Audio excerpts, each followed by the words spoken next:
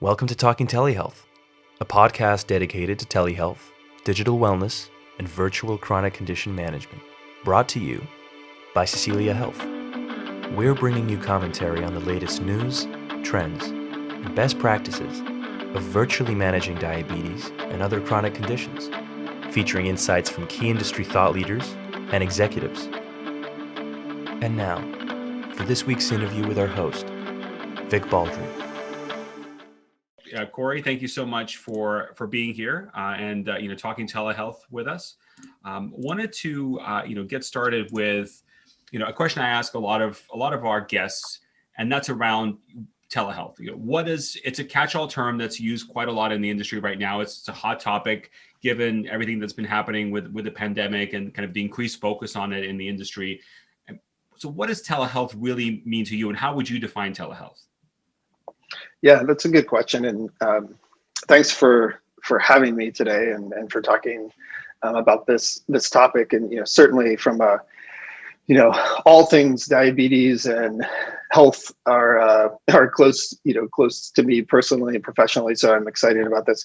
So telehealth, I kind of think of it in a simple way as any remote connection with somebody using technology that's focused on trying to improve someone's health. So it can take the form, I think, in a lot of different ways. I think we've traditionally thought about it as some kind of video, as maybe replacing the in-person visit. So kind of everything that happens in person you can do over telehealth. And I just don't think that's a broad enough way, because sometimes we're texting with people, sometimes we're we have video on, sometimes we don't, sometimes it's just audio. So there's a lot of different ways. And so I think of it as a pretty broad category of, connecting with people. Yeah, I was thinking about it the other day, and to me, I feel like it's almost, it's another arrow in the quiver of healthcare delivery, right? It's the same way that you meet with friends in person, well, not right now, but in general. But you also talk to them via text message or via FaceTime, and it's still communication. It's just slightly different. And I feel like telehealth hopefully will become that kind of it's not an either or. It's just another way that we can deliver healthcare to various people. Right. I totally agree. And I think that, and I mean, we'll probably talk about this a little bit more, but certainly, it's been what we thought about it has been accelerated and changed over this past year. And so I think that's also, in some ways, there are a lot of good things that came out of having to do that, because now we're kind of forced to think through some of these things and definitions and how we do it. So I agree with you that it's but it's not going away, and it's only, I think, could become more commonplace in what we do. Yeah. Well, we might as well dive into that topic. So obviously, I think everyone agrees that the acceleration of telehealth adoption has skyrocketed over the past year. Have you seen that on your side in terms of your own experience and what you've been seeing in the industry as a whole? Yeah, it seems like it. And I guess that, this is now, March 2021, and, thinking all the way back to March 2020, and how just all of a sudden everything switched, all patient appointments that were in person were canceled, everything was just changed very abruptly. And I think that right away you saw places that were, institutions, centers, programs like that Cecilia Health has and others, you saw them being able to adapt pretty quickly because they were already doing some of these things. But then places that weren't doing telehealth at all or had very little capability, they had to ramp up very quickly and figure out some way to do this. And so, it really, I think it maybe put some pressure on, internal systems and infrastructure to actually do this. And then also, I think, pushed payers and regulators to say, hey, we've got to be a little bit flexible about this. And we need, to make sure that this is something that we can still deliver healthcare to people through. Right. So I thought that, there were a lot of, I think, positives in kind of that it needed some kind of jolt to do this. Now, the reason for it, is obviously is awful in terms of kind of the overall pandemic and all of that. But I think that the way that it kind of occurred was probably good for the system to kind of just jolt them into action. And then what I think, though, maybe some of the things I've thought about as hard for some people are that there's still plenty of people who can't connect remotely, and also plenty of people that aren't super comfortable with it. And so that group of people, I think, for several months before they could get back to an in-person visit or even longer, they were struggling a little bit with trying to get the support they needed, get their questions answered. So I do think that there was a vulnerable group that struggled a little bit more with this, transition than others. Yeah.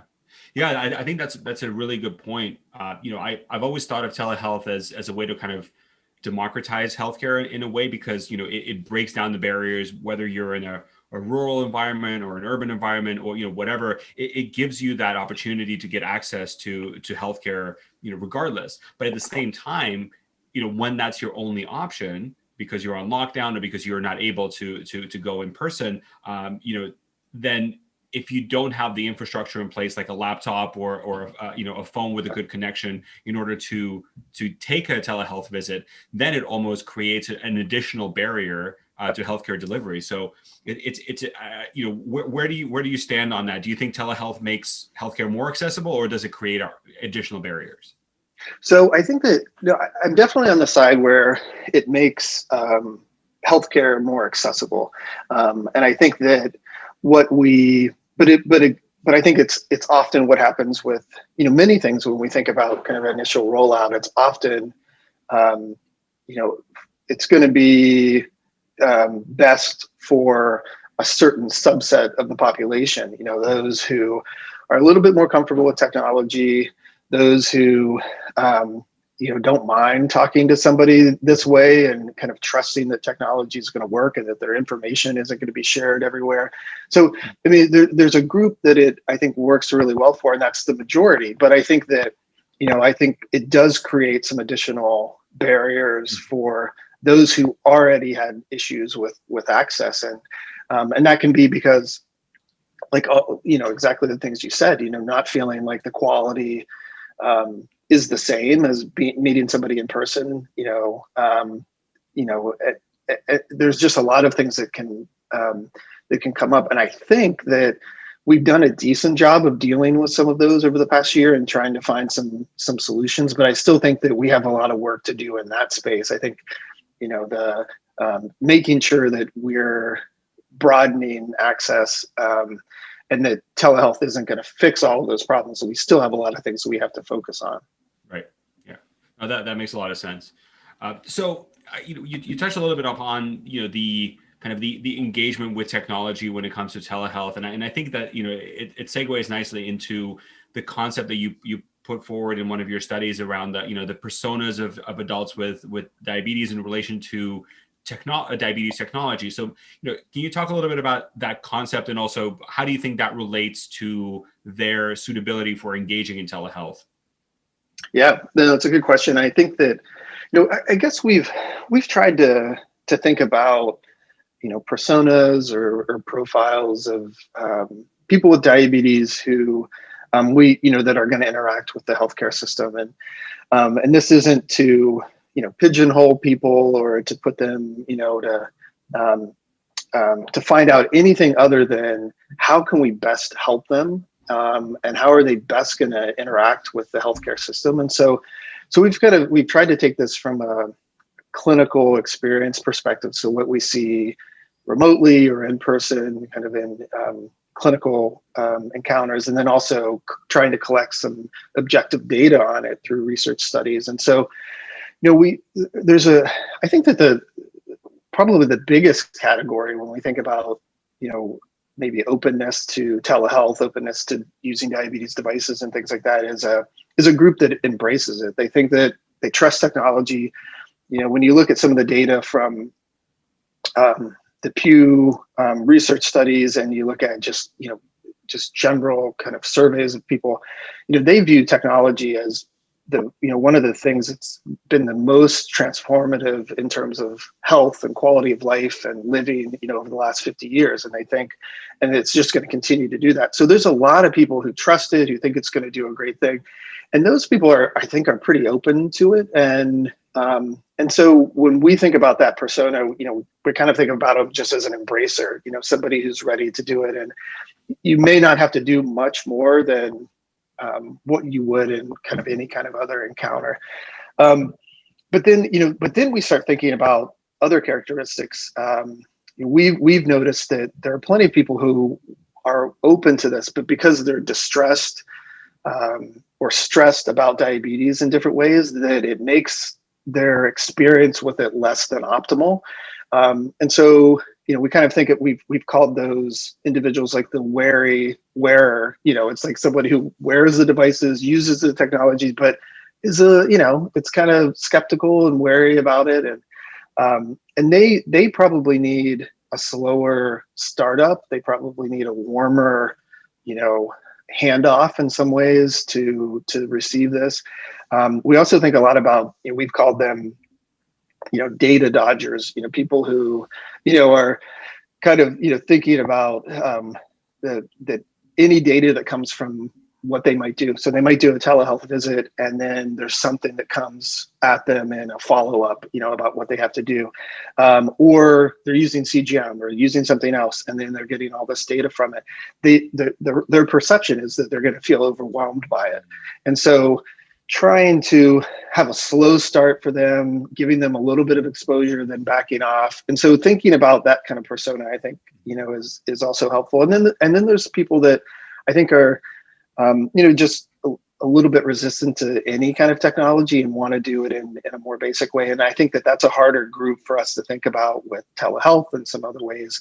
And they may not need a whole lot from us because they're managing so well. So. Right. No, that's really interesting. I think that the data dodger group is a really interesting one because I wonder, and given your background, maybe you have a perspective on this.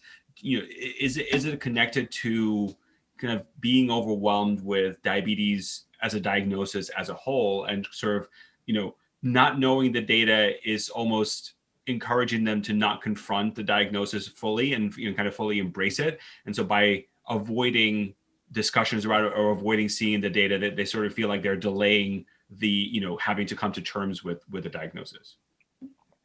I think it can be both. I think that it can be, or maybe all of the above. All that you talked about there. I think that sometimes data means for people that it's just a frank reminder of diabetes, and that I got to do something about it. It's just sitting there. Hey, look at me. Another reminder I've got to do something about diabetes. So I think that it can be that signal that is not so welcome. I think for other people, it's that it means that, okay, I've got this information, and now, but now I've got to do something about it. So it's not that they're not interested in taking care of themselves or having better outcomes. It's that the perceived work that comes along with that kind of new data is like, this is just another thing that I now have to do. And I also think that sometimes it's just there's a little bit of uncertainty about what the data can mean sometimes, especially if you're getting a lot of alerts and a lot of information. How do I make sense of this, and how do I make sense of it without the help of a diabetes care provider and some other people? So I think there's a lot of reasons why it can be it can be overwhelming or potentially overwhelming to people. But I do hear that a lot, that this is just another reminder about diabetes. And that can be, I think particularly for certain age groups, adolescents, young adults, they're often in situations where they don't want to stand out, even though they may say they are different from others. They really don't want to stand out and be seen as different. And then you can think about, situations where it pops up in work settings and school settings and all these different places. And so I think it does create more focus on diabetes, and that's not always so welcome. Yeah, yeah, absolutely.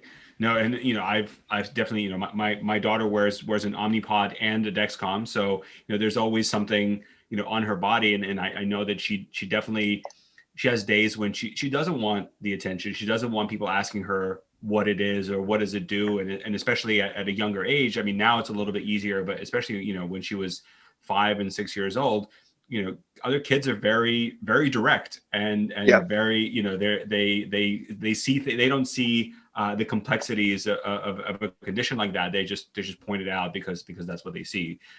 So I can see how that aspect definitely plays in, especially at a younger age. Yeah, So and go ahead. just to build on that, I totally get that comment, and I think for myself, as someone who does the same, wearing multiple diabetes devices on a regular basis, I've kind of gotten to the habit, and this was more so when I was traveling more, of just like in my head knowing exactly what I was going to say when that person sitting next to me on the airplane, or when I was like in a restaurant and something happens, like what exactly I was going to say to them. And and like I think I just did it robotically in some ways, just because I was like, I don't even want to think about this, but this is what I'm going to respond or say whenever somebody says something, because it's and there are times when you're kind of pushed to educate and to do those kind of things, but I think that's really hard for kids and teenagers and that kind of age group. I think it's a little bit easier for adults, but still, we're not always in the position where we want to spend time educating other people about it. Right. Although, on the flip side, and once again, this is based, from my daughter's experience, when she sees another Omnipod out in the wild, it's so exciting. And there's an automatic bond that forms between that person, because you have that shared experience that you're able to connect on. And I think that actually is also probably one of the reasons why some of our coaches at Cecilia Health are so good at connecting with their patients, is because we do have a lot of people who live with type 1 or type 2 diabetes, and having that shared connection, I think, helps you start that relationship building at a whole new level, without having to go through the initial stages of getting to know each other as much. Yeah, completely. And I think that I know that, personally for myself too. But I think that, we've heard plenty of times from, on the behavioral health side, when we've say within a specialty diabetes clinic, when we made referrals out to community therapists or, counselors in different situations, and we hear back from the people with diabetes that they're frustrated. They're like, we've spent the first 3 sessions, just educating somebody on diabetes, and it's so much nicer to have somebody who knows diabetes, who knows about it. It really goes a long way in kind of establishing that relationship, and in some ways not wasting time having to, do a lot of that kind of education for the person. Right.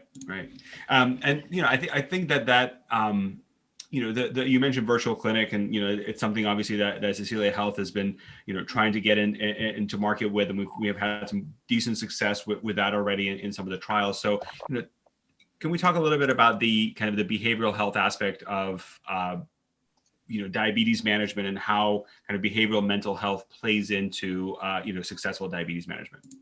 Yeah, sure. And certainly, as a psychologist, I mean, this is certainly, an area that I tend to want to put at the top of the list in terms of priorities for someone's kind of overall health, is thinking about their behavioral health, their psychosocial functioning. And so I'm certainly, a big advocate on that side, and biased, in anything that I'm going to say here is, much more on the side that behavioral health is, one of, if not the most important part of, a person's kind of functioning around diabetes.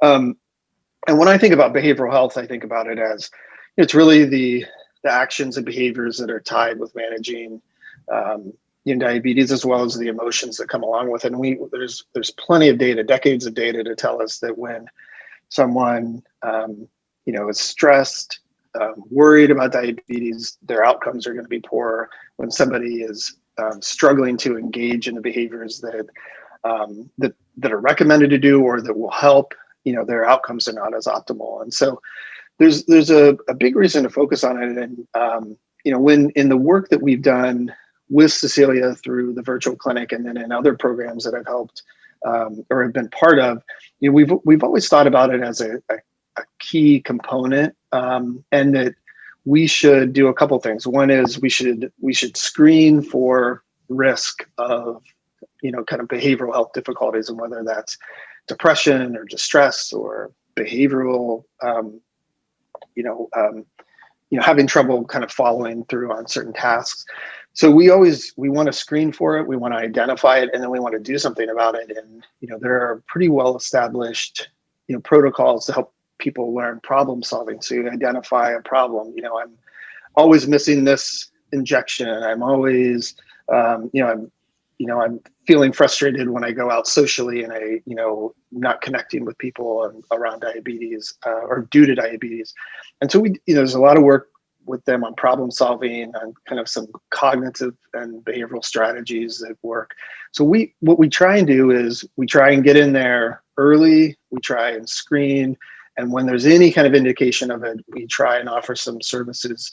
And it can be in a relatively small dose of a few sessions, and then it's not often a kind of permanent program. We do we work with them for a little while, and then we'll come back and have them and see them more later. But I think there's a lot of different ways to get this embedded in, and unfortunately, when you look at specialty clinics across the United States, there's dedicated behavioral health people, probably only in about half of them. Wow.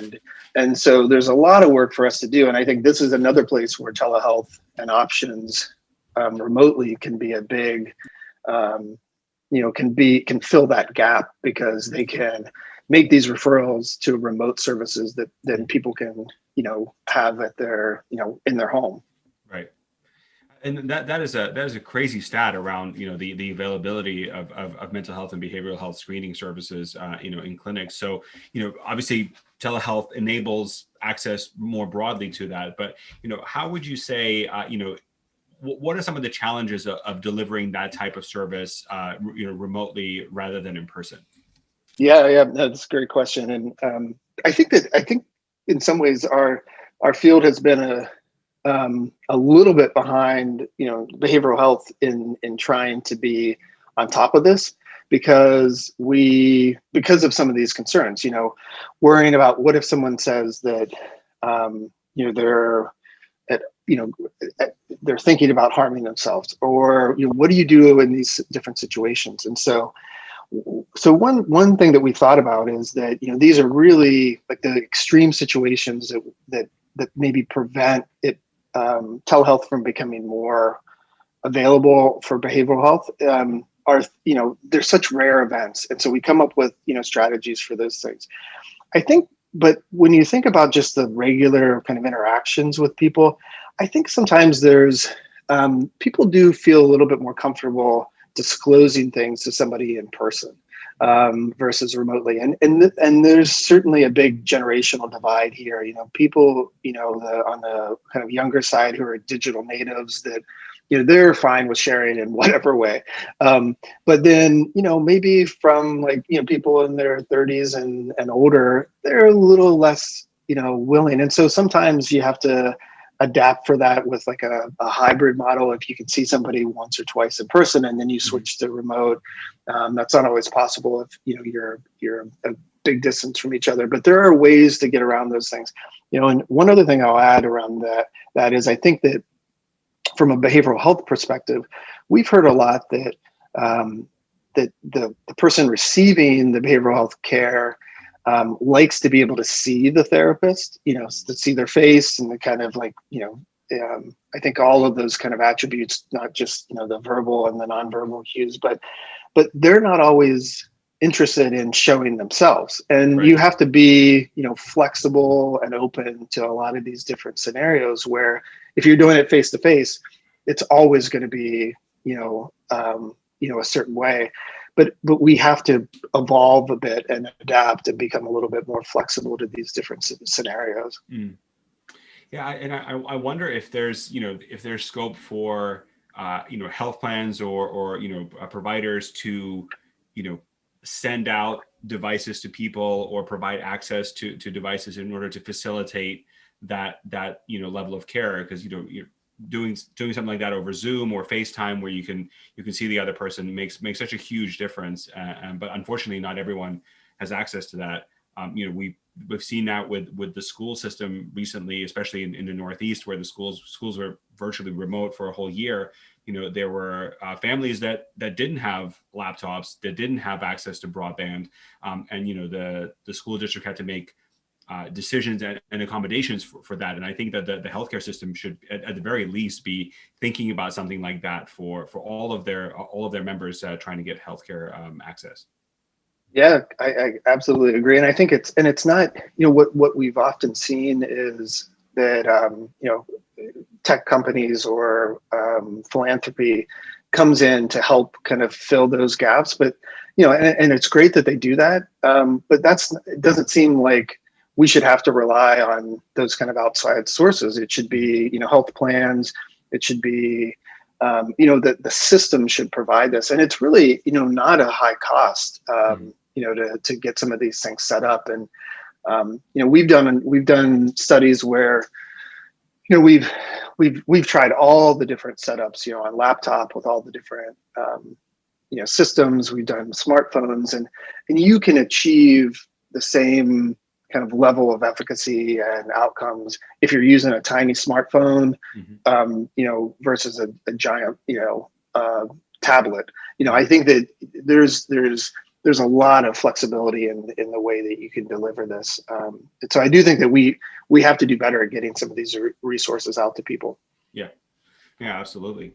I do wonder, we've been living in kind of a more remote world for the past year, and there are definitely some people who are experiencing, Zoom fatigue, video conferencing fatigue, where, you're interacting with that so much that, another virtual meeting or another session could feel daunting to many people, I'm sure.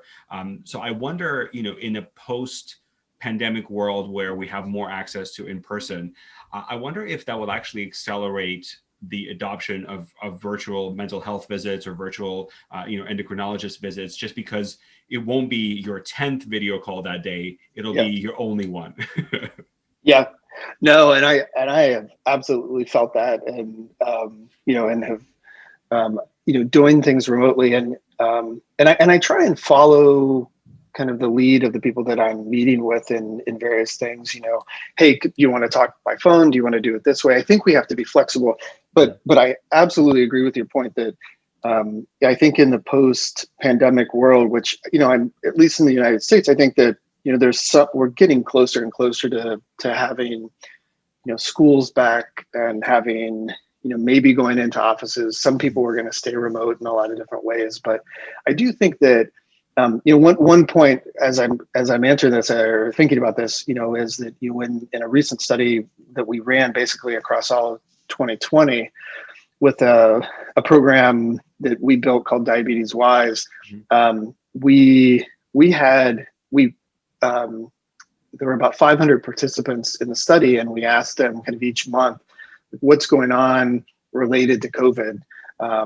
And people talked a lot about, even when they were ready to, or when there was in-person visits resumed, that they were still nervous about going because of all these things. So I think even with the number of vaccinations and the number of things, I think there's still going to be a lot of people that want to just do telehealth, and they felt like they've had this. So it's kind of a little bit of a wandering, comment, but I do think that there are going to be a lot of people who really want this to become their standard of care and not go back into clinics and not go back to those kind of things. And then there's going to be others who want a hybrid.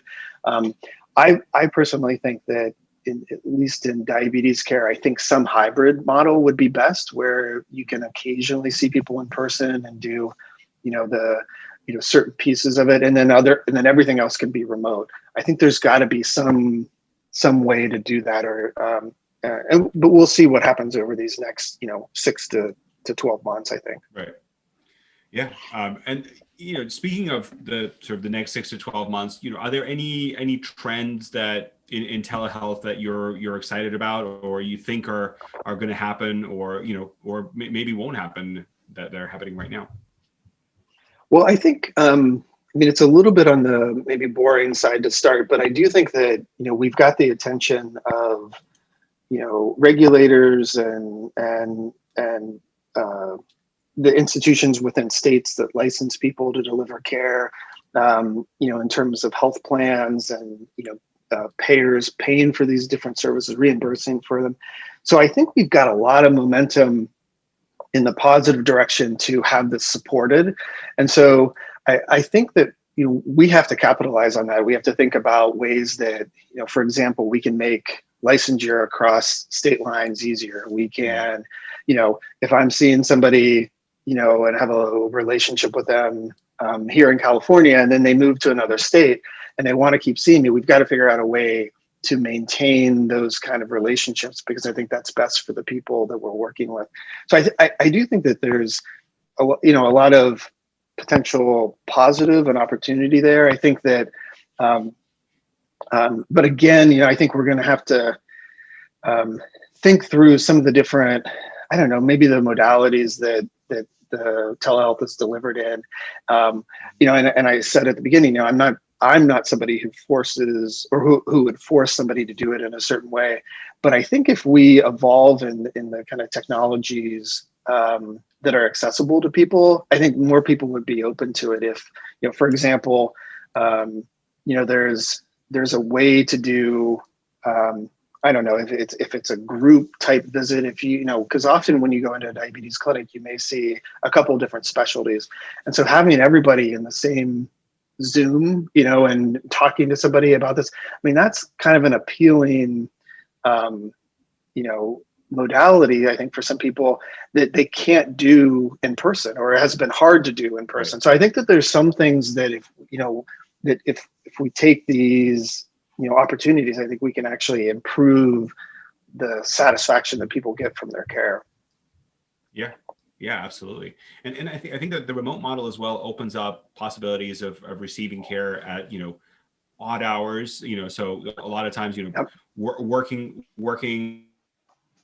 people who work full time, or that have kids, it's always hard to find time to go to, to see a doctor. And I think that, in-person visits traditionally, even if you have a time slot booked, you always have to double the time it takes, because you have to wait. And there's, whereas I feel like maybe this adds a little bit more efficiency into the system, where, maybe there's more planning and less downtime. So if you have an appointment, a telehealth appointment at 2, you will actually show up at 2 and start at that time. Yeah, no, absolutely. And, yeah. Sorry, no, I was just going to say that, I think you're absolutely right. And I think that, what it looks like, the trends in delivery of remote behavioral support through, there's Talkspace and BetterHelp, and there's these other ones. And then also from a diabetes care perspective, what you guys are doing at Cecilia, and then other programs. And then I think that just more broadly on health, there's more of these kind of models where people can access this, and they can access it at any time. And the reality is that as having diabetes in your house, that it doesn't only go wrong during business hours. And so, you've got to have flexibility across all of these different times. And I agree with you that kind of access, and that's what people have become more and more, accustomed to, is the convenience factor. And so I think that we have to build systems that really can deal with, what's happening around the clock. Right. Yeah. And that point about, access and accessibility during odd hours, I think is a really interesting one, because I think that's where apps and like the digital first approach can come in handy as well. Because when you have, smart chatbots or apps where they're able to answer certain questions, without needing, that much human intervention, I think that could play a really pivotal role in reducing some of the distress around diabetes. If you wake up at 3 a.m. and you have something going on, and you can quickly, message and get that answer almost instantly without having to, wait until the office of your endocrinologist opens up so you can ask the question. Perhaps, can you talk a little bit about, maybe your experience with apps and, where you think the kind of the digital first approach is better versus like a human centric approach of interacting with another person? Yeah, it's a great point. And, I think, I guess I've thought about it, in some ways, the digital first, I think, maybe on the diabetes front has been a little bit,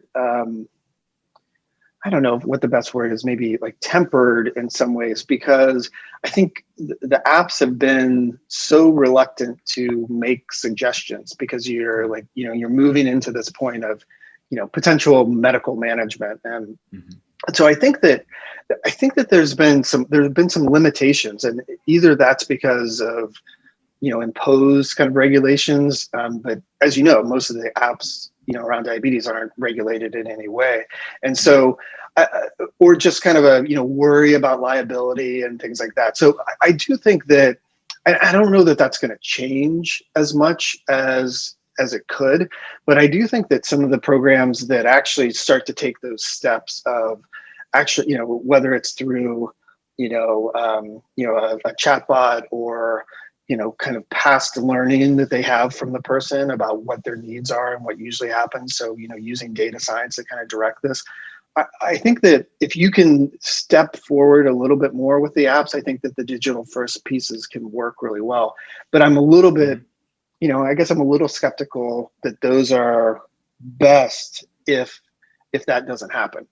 Because people really don't, everybody that I talk to, a person with diabetes, they don't care that the FDA says this or not. They care that they can get what they want and the suggestions that they want right away. We care from a provider standpoint because we want people to do it in a safe way and efficacious way.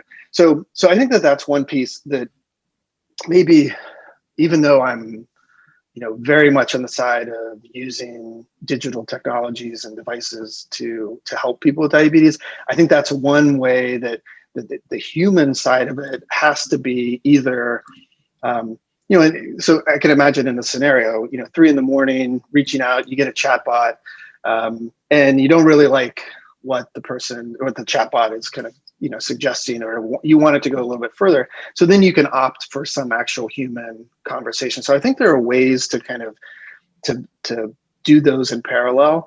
I do think that, I think it, again, maybe goes back to a little bit of the generation piece. I think that there's certain, maybe it's 25 and younger. I don't know what it is at this point, but there's a group that would rather go digital first. They would rather have an app answer this, or they would rather get direction on this. And then if they don't get it, they want to go to human. And there are others who want the human side. So I'm kind of avoiding a strong answer to your question by saying, I think honestly that there's really, they need each other. You have to have both.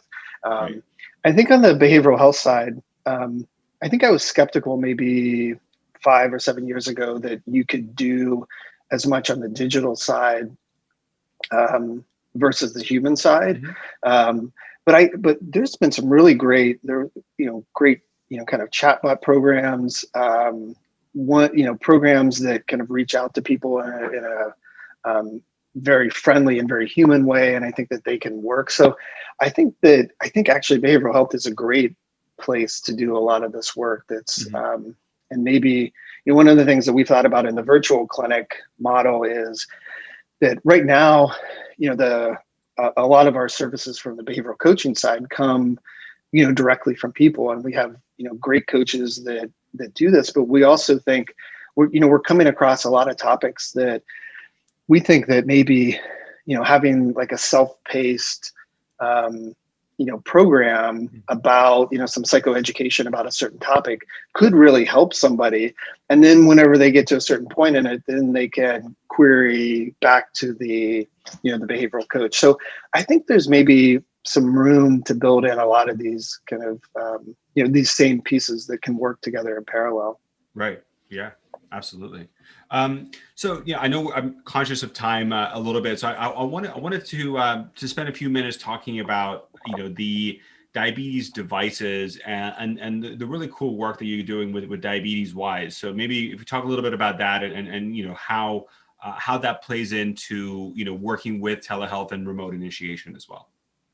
Yeah, no, thanks for for the chance to talk a little bit about Diabetes Wise. So so this is an effort that we started a few years ago at Stanford University and with the support of the Helmsley Charitable Trust. And what we wanted to do was basically to build a resource for people where they could compare different devices, and they could kind of match it to what their priorities are, or their lifestyle is. And because really before this, what you had to do was you had to pull up a certain company's product on a website, the other companies on another one, and then kind of compare them across. And so we wanted to do this in an unbranded way. And also, we're not tied to any resources from any of the device manufacturers. So, I think that it can be less biased in any of those.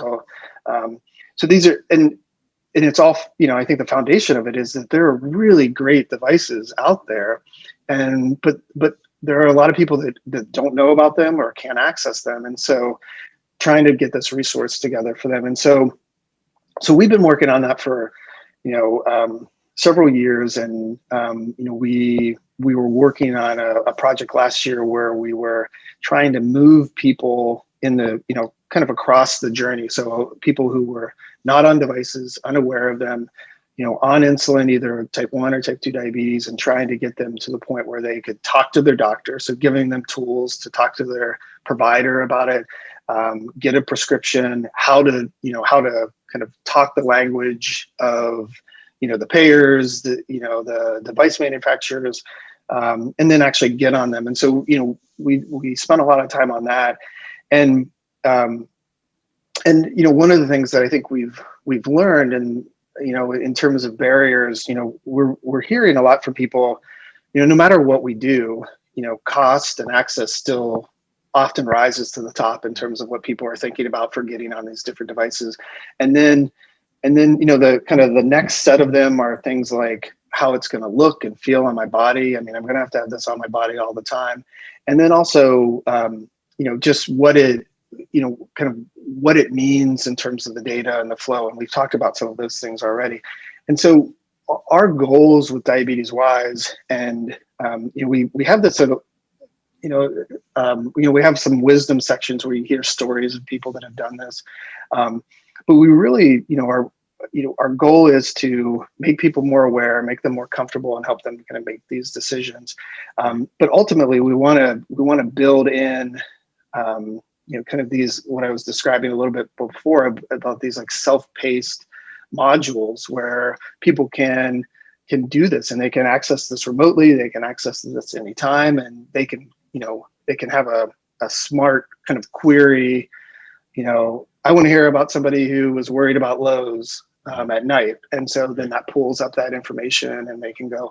So I don't necessarily see this as a tool that we're going to do telehealth with, but I think it can become a remote resource for people that are doing telehealth, and they can do these different kind of educational pieces as well. Right.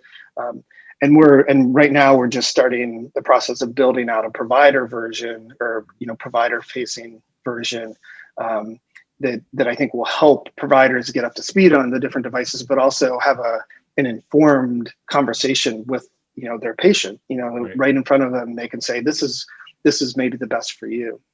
So yeah, I think it's a great concept, and I think it's there's opportunity to incorporate some element of device education.